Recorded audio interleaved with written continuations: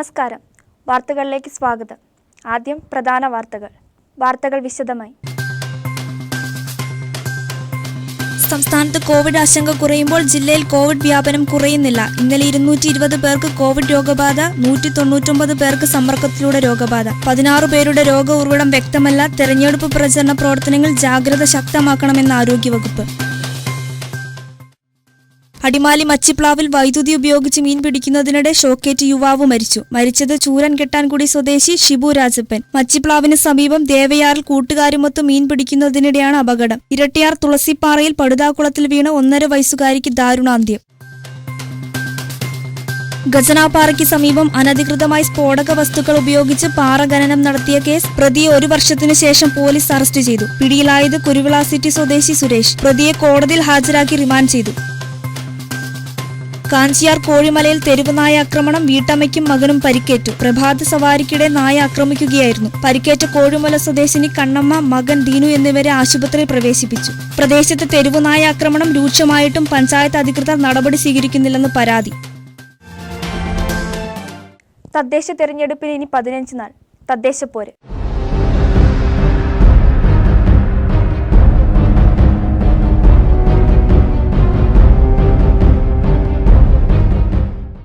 തദ്ദേശ തിരഞ്ഞെടുപ്പുമായി ബന്ധപ്പെട്ട് ഇടുക്കി ജില്ലയിലെ ബ്ലോക്ക് പഞ്ചായത്ത് വരണാധികാരി, ഉപവരണാധികാരി, ക്ലർക്ക് എന്നിവർക്കായി പരിശീലന ക്ലാസ് നടന്നു.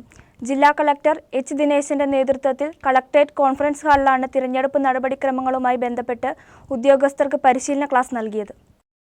Postal ballot, electronic voting machine ഉൾപ്പെടെ പോളിംഗ് സാധനങ്ങളുടെ വിതരണം, തെരഞ്ഞെടുപ്പ് ചിഹ്നം അനുവദിക്കുന്നത് എന്നിവ സംബന്ധിച്ചാണ് പരിശീലനം നൽകിയത്. ഇതോടൊപ്പം ഓരോ സ്ഥാനാർത്ഥിക്കും ചിഹ്നം അനുവദിക്കുന്നതുമായി ബന്ധപ്പെട്ട് ഉദ്യോഗസ്ഥരുടെ സംശയ നിവാരണവും നടന്നു. തെരഞ്ഞെടുപ്പ് സംബന്ധിച്ച അതത് ദിനങ്ങളിൽ ഓൺലൈനായും ഗൂഗിൾ ഷീറ്റ് ഉൾപ്പെടെയുള്ള സാങ്കേതിക രീതിയിലും വിവരങ്ങൾ അപ്ഡേറ്റ് ചെയ്യേണ്ടത് സംബന്ധിച്ചും ഉദ്യോഗസ്ഥർക്ക് വിശദീകരിച്ച് നൽകി. ബ്ലോക്ക് തല വരണാധികാരികൾ തങ്ങളുടെ പരിധിയിലുള്ള ഗ്രാമപഞ്ചായത്ത് തല വരണാധികാരി, വരണാധികാരികളെ ചേർത്ത് ഗ്രൂപ്പുകൾ രൂപീകരിച്ച് തെരഞ്ഞെടുപ്പ് മാർഗനിർദ്ദേശങ്ങൾ നൽകിയും സംശയങ്ങൾ ദൂരീകരിച്ചും തെരഞ്ഞെടുപ്പ് പ്രക്രിയ സുഗമമാക്കുന്നതിനുള്ള നിർദ്ദേശങ്ങളും ജില്ലാ കളക്ടർ നൽകി. ബ്ലോക്ക് തല പരിശീലന ശേഷം ജില്ലയിലെ ഗ്രാമപഞ്ചായത്ത് വരണാധികാരികൾക്ക് വീഡിയോ കോൺഫറൻസ് വഴി ജില്ലാ കളക്ടർ ഇലക്ഷൻ സംബന്ധിച്ച് ആവശ്യമായ നിർദ്ദേശങ്ങൾ നൽകി. Sub collector Premkrishnan, ADM Antony Scaria, election deputy collector Sajan V Kuriakose, block തല വരണാധികാരികൾ, ഉദ്യോഗസ്ഥർ തുടങ്ങിയവർ പങ്കെടുത്തു. News bureau, Murickassery.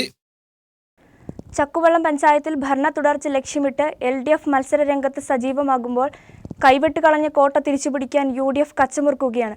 കഴിഞ്ഞ തവണ സീറ്റൊന്നും നേടാൻ കഴിഞ്ഞില്ലെങ്കിലും പുതിയ രാഷ്ട്രീയ സാഹചര്യത്തിൽ പല വാർഡുകളിലും അട്ടിമറി സാധ്യത നേടിയാണ് NDAയുടെ സ്ഥാനാർത്ഥികൾ മത്സരിക്കുന്നത്. 15 വാർഡുകളുള്ള പഞ്ചായത്തിൽ LDFും UDFും മുഴുവൻ സീറ്റുകളിലും മത്സരിക്കുമ്പോൾ 11 വാർഡുകളിലാണ് NDA സ്ഥാനാർത്ഥികൾ മത്സരിക്കുന്നത്. തമിഴ് വോട്ടുകൾക്ക് എല്ലാ പാർട്ടിയും അവകാശം ഉന്നയിക്കുന്നുണ്ടെങ്കിലും കൃത്യമായൊരു കണക്ക് നിരത്താൻ ആർക്കുമാകുന്നില്ല. ചില വാർഡുകളിൽ ഇവരുടെ വോട്ടുകൾ വിജയത്തിന് നിർണായകമാണ്. 2015 ഹൈറേഞ്ച് സംരക്ഷണ സമിതിയുടെ കൈപിടിച്ച UDF കോട്ട തകർത്താണ് LDF വിജയത്തിലെത്തിയത്. ഈ തെരഞ്ഞെടുപ്പിൽ ഹൈറേഞ്ച് സംരക്ഷണ സമിതി ഇല്ലെങ്കിലും കേരള കോൺഗ്രസ് ജോസ് വിഭാഗം ഇടതിനൊപ്പമുണ്ട്. പഞ്ചായത്തിൽ ശക്തമായ വേരോട്ടമുള്ള പാർട്ടി കൂടെയുള്ളത് ഇടത് പ്രചരണത്തിനും ഭരണ തുടർച്ചയ്ക്കും സാധ്യത കൂട്ടുന്നുണ്ടെന്നാണ് LDF വിലയിരുത്തൽ. സ്ഥാനാർത്ഥി നിർണയത്തിൽ പരാതികൾ ഉയരാതിരുന്നത് നല്ല സാഹചര്യമായിട്ടാണ് ഇടത് കേന്ദ്രം കരുതുന്നത്. പാർട്ടിയിലേക്കെത്തിയ ജോസ് വിഭാഗത്തിന് ഇത്തവണ 4 സീറ്റുകളാണ് നൽകിയിരിക്കുന്നത്. CPM 8 സീറ്റിലും CPI 3 സീറ്റിലും മത്സരിക്കും. ചക്കുവളം ഗ്രാമപഞ്ചായത്തിലെ 15 വാർഡുകളിൽ മത്സരിക്കുന്ന ഇടതുപക്ഷ ജനാധിപത്യ മുന്നണിയുടെ സാരഥികൾ പമ്പിച്ച ഭൂരിപക്ഷത്തോടുകൂടി വിജയിക്കും. LDFിനെ സംബന്ധിച്ചിടത്തോളം ഈ തെരഞ്ഞെടുപ്പിൽ ഞങ്ങൾ മുന്നോട്ട് വെക്കുന്നത് വികസന തുടർച്ചയാണ്. കഴിഞ്ഞ 5 വർഷക്കാലം ചക്കുവളം ഗ്രാമപഞ്ചായത്ത് ഭരിച്ച ഇടതുപക്ഷ ജനാധിപത്യത്തിലൂടെ ഭരണസമിതി നടപ്പിലാക്കിയിട്ടുള്ള വികസന നേട്ടങ്ങൾ ഈ പഞ്ചായത്തിലെ മുഴുവൻ ജനങ്ങളിലേക്ക് എത്തിക്കുകയും വികസന തുടർച്ചയ്ക്ക് ഒരു വോട്ട് ഞങ്ങൾക്ക് ലഭിക്കും എന്ന ആത്മവിശ്വാസത്തോടുകൂടിയാണ് ഞങ്ങൾ തെരഞ്ഞെടുപ്പിൽ നേരിടുന്നത്. പഞ്ചായത്ത് രൂപീകരിച്ചതിനു ശേഷം 2 തവണ മാത്രമാണ് UDFിനെ ചക്കുവളം പഞ്ചായത്ത് കൈവിട്ടത്. 1995-ലും 2015-ലും. ഇത്തവണ കുത്തക തിരിച്ചുപിടിക്കാനുള്ള തന്ത്രങ്ങളാണ് UDF കേന്ദ്രങ്ങളിൽ ഒരുങ്ങുന്നത്. വാർഡുകളിൽ തലയെണ്ണിയുള്ള വോട്ടുപിടുത്തമാണ് പ്രചരണ ആയുധമായി ഉപയോഗിക്കുന്നത്. ജോസഫ് വിഭാഗവുമായി സീറ്റ് വിഷയത്തിൽ ചെറിയ കല്ലുകടിയുണ്ടെന്ന ആക്ഷേപമുയർന്നെങ്കിലും ഇതിനെയൊക്കെ പാടെ അവഗണിച്ചുള്ള തെരഞ്ഞെടുപ്പ് തയ്യാറെടുപ്പുകളാണ് UDF നേതൃത്വം നടപ്പിലാക്കുന്നത്. സർക്കാർ വിരുദ്ധ തരംഗം സംസ്ഥാനത്തുടനീളം അലയടിക്കുന്നത് വിജയസാധ്യത കൂട്ടുമെന്ന കണക്കുകൂട്ടലിലാണ് UDF നേതൃത്വം. ചക്കുളം ഗ്രാമപഞ്ചായത്തിൻ്റെ ഭരണം ഇടതുപക്ഷ ജനാധിപത്യ മുന്നണിയിൽ നിന്നും ഇത്തവണ വൻപിച്ച ഭൂരിപക്ഷത്തോടുകൂടി അത് തിരിച്ചുപിടിക്കും. എല്ലാവരും ഒത്തൊരുമിച്ച് മത്സരരംഗത്ത് പ്രവർത്തനങ്ങൾ നടത്തിക്കൊണ്ടിരിക്കുകയാണ്. ചക്കുവള്ളം ഗ്രാമപഞ്ചായത്തിലെ കഴിഞ്ഞ 5 വർഷക്കാലം 3 പഞ്ചായത്ത് പ്രസിഡന്റുമാർ മാറി മാറി ഇടതുപക്ഷത്തിൻ്റെ ഭരിച്ചു. ചക്കുവള്ളം ഗ്രാമപഞ്ചായത്തിന് യാതൊരുവിധ വികസന പ്രവർത്തനങ്ങളും ഉണ്ടായിട്ടില്ല. ഒരു എടുത്തു കാണിക്കത്തക്കവണ്ണ ഒരു പ്രോജക്റ്റ് പോലും അവർക്ക് ചെയ്യാൻ പറ്റിയിട്ടില്ല. മാറ്റത്തിനൊരു വോട്ടായി എന്ന പ്രചരണ തന്ത്രവുമായിട്ടാണ് NDA ഇത്തവണ സ്ഥാനാർത്ഥികളെ മത്സരരംഗത്തിറക്കിയിരിക്കുന്നത്. പല വാർഡുകളിലും വോട്ടുകൾ എണ്ണി തിട്ടപ്പെടുത്തി അട്ടിമറി വിജയം പ്രതീക്ഷിച്ചാണ് പ്രവർത്തനവും. 5 വാർഡുകളിൽ വലിയ വിജയ സാധ്യതയാണ് NDA ജില്ലാ നേതൃത്വം അവകാശപ്പെടുന്നത്. കഴിഞ്ഞ തെരഞ്ഞെടുപ്പുകളിൽ 14 സ്ഥാനാർത്ഥികളെ നിർത്തിയെങ്കിൽ ഇത്തവണ 11 പേരായതിൽ പാർട്ടിക്കിടയിൽ അസ്വാരസ്യം ഉണ്ടെന്ന് എതിർകക്ഷികൾ ആരോപിക്കുന്നുണ്ടെങ്കിലും ഇതെല്ലാം NDA നേതാക്കൾ തള്ളിക്കളയുകയാണ്. വളരെ ദുഷിച്ച ഒരു 5 വർഷമാണ് LDFിൻ്റെ ഭരണസാരഥികൾ ചക്കുവള്ളം പഞ്ചായത്തിൽ കാഴ്ചവെച്ചത്. ഇതിൽ ഇടതുപക്ഷത്തോടും വലതുപക്ഷത്തോടും 2 പക്ഷങ്ങളോടും മുഖം തിരിച്ചുകൊണ്ട് അറപ്പോടും വെറുപ്പോടും കൂടിയിട്ടാണ് ഇവിടുത്തെ വോട്ടർമാർ നിൽക്കുന്നത്. അവർ BJPയിൽ പ്രതീക്ഷ അർപ്പിച്ചിട്ടുണ്ട്. BJP വളരെ മുന്നേറ്റത്തിലാണ് ചക്കുവള്ളം പഞ്ചായത്തിൽ. അതുകൊണ്ട് തന്നെ വരും തെരഞ്ഞെടുപ്പിൽ ഈ തെരഞ്ഞെടുപ്പ് കഴിഞ്ഞ് വരുന്ന 15-ാം തീയതിയോടുകൂടി ഭാരതീയ ജനതാ പാർട്ടിയുടെ മെമ്പർമാർ സത്യപ്രതിജ്ഞ ചെയ്ത് ചക്കുവള്ളം ഗ്രാമപഞ്ചായത്തിൽ അധികാരമേൽക്കും. ത്രിതല പഞ്ചായത്ത് തിരഞ്ഞെടുപ്പിൽ ചൂടുപിടിച്ച അയ്യപ്പൻകോവിൽ പഞ്ചായത്ത് 3 മുന്നണികളും വിജയം മാത്രം ലക്ഷ്യം വെച്ച് മുന്നോട്ട് കുതിക്കുകയാണ്. 13 വാർഡുകളുള്ള അയ്യപ്പൻകോവിൽ പഞ്ചായത്തിൽ തിരഞ്ഞെടുപ്പിന് മുന്നോടിയായിട്ടുള്ള പ്രചരണത്തിന് ശക്തിയേറുന്നു. കഴിഞ്ഞ തവണ LDF മുന്നണിയായിരുന്നു പഞ്ചായത്ത് ഭരിച്ചിരുന്നത്. തുടർഭരണത്തിനായി LDFും ഇത്തവണ ഭരണം തിരിച്ചുപിടിക്കാനുള്ള പോരാട്ടവുമായി UDFും 7 സീറ്റും നേടുവാനായി BJPയും പ്രചരണം തുടങ്ങിക്കഴിഞ്ഞു. ആക്ഷേപരഹിതമായി പഞ്ചായത്തിന്റെ എല്ലാ മേഖലകളിലും കോടിക്കണക്കിന് രൂപയുടെ വികസനം നടത്തിയ LDF മുന്നണിക്ക് ഇത്തവണയും 13 വാർഡിലും വമ്പിച്ച ഭൂരിപക്ഷത്തോടെ അയ്യപ്പൻകോവിൽ പഞ്ചായത്തിൽ വിജയിക്കാനാകുമെന്ന ഉറച്ച വിശ്വാസത്തിലാണ് LDF നേതൃത്വം. 5 വർഷക്കാലം UDFിനോ BJPക്കോ ഒരു ആക്ഷേപവും പോലും പറയാൻ ഇടവരുത്താതെ അല്ല വളരെ ഭംഗിയായി പഞ്ചായത്തിൽ കേന്ദ്ര സംസ്ഥാന ഗവൺമെന്റുകളുടെ ഫണ്ട്, MP, MLA, അതുപോലെ ബ്ലോക്ക്, ജില്ലാ പഞ്ചായത്ത് അടക്കം എല്ലാവരുടെയും ഫണ്ട് ഉപയോഗിച്ചുകൊണ്ട് അയ്യപ്പൻകോവിൽ പഞ്ചായത്തിന്റെ രൂപീകരണത്തിന് ശേഷം ഏതാണ്ട് 50 കോടി രൂപയുടെ വികസന പ്രവർത്തനം എല്ലാ മേഖലയും കൊണ്ട് കോൺഗ്രസ് ഇന്നോളം മുറുകെ പിടിച്ചിരുന്ന മതേതര ജനാധിപത്യ മൂല്യം മുറുകെ പിടിച്ചുകൊണ്ട് യുവാക്കൾക്ക് മുൻഗണന നൽകുന്ന ശക്തമായ പാനലുമായാണ് കോൺഗ്രസ് ഇത്തവണ മുന്നോട്ട് വന്നിരിക്കുന്നത്. ഒരു ജനാധിപത്യ മുഖം ജനങ്ങൾക്ക് നൽകാൻ പറ്റുന്ന തരത്തിലുള്ള പഞ്ചായത്ത് ഭരണം അയ്യപ്പൻകോവിലിൽ UDFിനുണ്ടാകുമെന്ന തികഞ്ഞ വിശ്വാസത്തിലാണ് UDF. അയ്യപ്പൻകോവിൽ ജനാധിപത്യ മുഖം ആഗ്രഹിക്കുന്ന ജനങ്ങൾക്ക് നൽകുവാൻ പറ്റുന്ന തരത്തിലുള്ള ഒരു പഞ്ചായത്ത് ഭരണം UDFിന്റെ സാഹചര്യത്തിലൂടെ ഉണ്ടാകുമെന്നുള്ള തികഞ്ഞ ആത്മപ്രതീക്ഷയോടെയാണ് ഞങ്ങൾ ഈ തെരഞ്ഞെടുപ്പിനെ നേരിടുവാൻ പോകുന്നത്. കേന്ദ്ര ഗവൺമെന്റിന്റെ എല്ലാ ആനുകൂല്യങ്ങളും പ്രഖ്യാപിത സംവിധാനങ്ങളും സാധാരണ ജനങ്ങളിലേക്ക് എത്തിക്കുന്ന ലക്ഷ്യത്തോടുകൂടി പോരാട്ടത്തിന് ആക്കം കൂട്ടുകയാണ് BJP.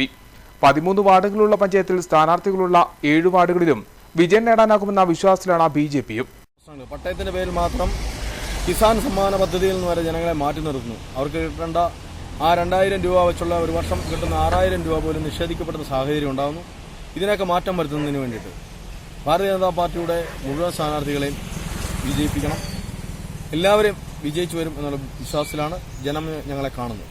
കാർഷിക മേഖലയായ അയ്യപ്പൻകോവിലിൽ ആര് ഭരിക്കുമെന്ന ചോദ്യത്തിന് ഇനി ജനങ്ങൾ വിധിയെഴുതും. അമൽ നിർമ്മലൻ, ന്യൂസ് ബ്യൂറോ, ഉപ്പുതറ.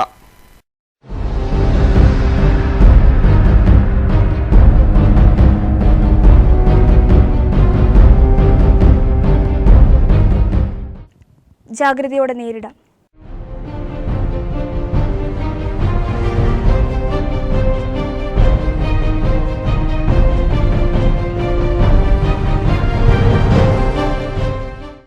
ജില്ലയിൽ വീണ്ടും കോവിഡ് രോഗബാധിതരുടെ എണ്ണം 200 കവിഞ്ഞു. ഇടുക്കി ജില്ലയിൽ ഇന്നലെ 220 പേർക്ക് കൂടി COVID-19 സ്ഥിരീകരിച്ചു. 199 പേർക്ക് സമ്പർക്കത്തിലൂടെയാണ് രോഗബാധ ഉണ്ടായത്. ഉറവിടം വ്യക്തമല്ലാത്ത 16 കേസുകൾ സ്ഥിരീകരിച്ചിട്ടുണ്ട്. 2 ആരോഗ്യ പ്രവർത്തകർക്കും അന്യ സംസ്ഥാനത്ത് നിന്നെത്തിയ ഒരാൾക്കും വിദേശത്ത് നിന്നെത്തിയ 2 പേർക്കും ജില്ലയിൽ ഇന്ന് കോവിഡ് സ്ഥിരീകരിച്ചിട്ടുണ്ട്. ജില്ലയിൽ കോവിഡ് രോഗികളുടെ എണ്ണം വീണ്ടും 200 കവിഞ്ഞു. ഇന്നലെ 220 പേർക്ക് കൂടി COVID-19 പോസിറ്റീവായി. 199 പേർക്ക് സമ്പർക്കത്തിലൂടെയാണ് രോഗം സ്ഥിരീകരിച്ചത്. 16 പേരുടെ രോഗ ഉറവിടവും വ്യക്തമല്ല. ഇതോടെ ജില്ലയിൽ കോവിഡ് ബാധിച്ചവരുടെ എണ്ണം 10,408 ഉയർന്നു. 8,161 പേർക്ക് ഇതുവരെ രോഗം ഭേദമായിട്ടുണ്ട്. 2,227 പേരാണ് ജില്ലയിലെ വിവിധ ആശുപത്രികളിൽ ഇപ്പോൾ ചികിത്സയിൽ കഴിയുന്നത്. 2 ആരോഗ്യ പ്രവർത്തകർക്കും അന്യസംസ്ഥാനത്തു നിന്നെത്തിയ 2 പേർക്കും ഉൾപ്പെടെ 220 പേർക്കാണ് ഇന്നലെ രോഗം പോസിറ്റീവായത്. ഷോക്കടിപ്പിച്ച് മീൻ പിടിക്കുന്നതിനിടെ വെള്ളത്തിൽ വീണ് യുവാവ് മരിച്ചു. അടിമാലി മച്ചിപ്ലാവ് ചൂരക്കെട്ടൻകുടി സ്വദേശി ഷിബു രാജപ്പനാണ് മരിച്ചത്. ഞായറാഴ്ച വൈകിട്ട് 5:30 സംഭവം. മച്ചിപ്ലാവിന് സമീപം ദേവയാർ പുഴയിലാണ് അപകടം നടന്നത്. കൂട്ടുകാരുമൊത്ത് മീൻ പിടിക്കുന്നതിനിടെ മീനെടുക്കാൻ ഷിബു വെള്ളത്തിലേക്ക് ചാടുകയായിരുന്നു എന്ന് കൂട്ടുകാർ പറഞ്ഞു. വെള്ളത്തിൽ നിന്ന് ഷോക്കേറ്റ ഷിബുവിനെ കരയ്ക്കെത്തിച്ച ശേഷം അടിമാലി താലൂക്ക് ഹോസ്പിറ്റലിൽ എത്തിച്ചെങ്കിലും ജീവൻ രക്ഷിക്കാനായില്ല. ഇരട്ടയാർ തുളസിപ്പാറയിൽ പടുതാക്കുളത്തിൽ വീണ് 1.5 വയസ്സുകാരിക്ക് ദാരുണാന്ത്യം. തുളസിപ്പാറ ചേന്നാക്കുന്നിൽ അനൂപ് സോണിയ ദമ്പതികളുടെ മകൾ അലീന അനൂപാണ് മരിച്ചത്. ഇന്ന് 11 മണിക്ക് ശേഷമാണ് സംഭവമുണ്ടായത്. വീട്ടുമുറ്റത്ത് സഹോദരങ്ങളോടൊപ്പം കളിച്ചുകൊണ്ടിരുന്ന കുട്ടിയെ കാണാതായതിനെ തുടർന്ന് വീട്ടുകാർ നടത്തിയ തിരച്ചിലിനൊടുവിലാണ് വീടിന് പുറകുവശത്ത് കൃഷിയിടത്തിൽ നിർമ്മിച്ചിരിക്കുന്ന പടുതാക്കുളത്തിൽ വീണ നിലയിൽ കുട്ടിയെ കണ്ടെത്തുകയായിരുന്നു. ഉടൻ തന്നെ പടുതാക്കുളത്തു നിന്നും കുട്ടിയെ എടുത്ത് കട്ടപ്പനയിലെ സ്വകാര്യ ആശുപത്രിയിൽ എത്തിച്ചുവെങ്കിലും കുട്ടിയുടെ ജീവൻ രക്ഷിക്കാനായില്ല. ആൽബിൻ, അലക്സി എന്നിവർ സഹോദരങ്ങളാണ്. കട്ടപ്പന പോലീസ് സ്ഥലത്തെത്തി മേൽനടപടികൾ സ്വീകരിച്ചു. News bureau, Kattappana. രാജകുമാരി ഖസന പാറയ്ക്ക് സമീപം ലൈസൻസ് ഇല്ലാതെ വൻ സ്ഫോടക വസ്തുക്കൾ ഉപയോഗിച്ച് പാറ ഖനനം നടത്തിയ കേസിൽ ഒളിവിൽ പോയ പ്രതിയെ 1 വർഷത്തിനു ശേഷം അറസ്റ്റ് ചെയ്തു. കുരുവിള സിറ്റി വട്ടക്കുന്നിൽ സുരേഷിനെയാണ് രാജാക്കാട് പോലീസ് അറസ്റ്റ് ചെയ്തത്. പ്രതിയെ കോടതിയിൽ ഹാജരാക്കി റിമാൻഡ് ചെയ്തു. 2019 നവംബർ 5-നാണ് കേസിനാസ്പദമായ സംഭവം നടന്ന ബൈസൺ വാലി റൂട്ടിൽ പ്രാദേശിക രാഷ്ട്രീയ നേതാവിന്റെ മകന്റെ ഉടമസ്ഥതയിലുള്ള പാറമടയിൽ സ്ഫോടക വസ്തുക്കൾ ഉപയോഗിച്ച് ഖനനം നടക്കുന്നുണ്ടെന്ന രഹസ്യ വിവരത്തിന്റെ അടിസ്ഥാനത്തിൽ ഉടുമ്പൻചോല തഹസിൽദാർ നിജു കുര്യന്റെ നേതൃത്വത്തിൽ നടത്തിയ പരിശോധനയിൽ 247 ജലാറ്റിൻ സ്റ്റിക്കുകൾ, 79 ഇലക്ട്രിക്കൽ ഡിറ്റനേറ്റർ എന്നിവ പിടിച്ചെടുത്തിരുന്നു. ഉദ്യോഗസ്ഥർ വരുന്ന വിവരമറിഞ്ഞ പാറമടയിൽ ജോലി ചെയ്തിരുന്നവർ മണ്ണുമാന്തി യന്ത്രം റോഡിന് നടുവിൽ നിർത്തിയിട്ട ശേഷം ഓടി രക്ഷപ്പെടുകയായിരുന്നു. തുടർന്ന് ഉദ്യോഗസ്ഥർ കാൽനടയായി പാറമടയിലെത്തി നടത്തിയ പരിശോധനയിലാണ് സ്ഫോടക വസ്തുക്കൾ കണ്ടെത്തിയത്. സ്ഫോടക വസ്തുക്കൾ പിന്നീട് രാജാക്കാട് പോലീസിന് കൈമാറി. സംഭവത്തിൽ ഒളിവിലായിരുന്ന പ്രധാന പ്രതിയാണ് സുരേഷ് എന്ന് പോലീസ് പറഞ്ഞു. പ്രതിയെ കോടതിയിൽ ഹാജരാക്കി റിമാൻഡ് ചെയ്തു. തമിഴ്നാട്ടിലും കേരളത്തിലുമായാണ് ഇയാൾ ഒളിവിൽ കഴിഞ്ഞിരുന്നത്.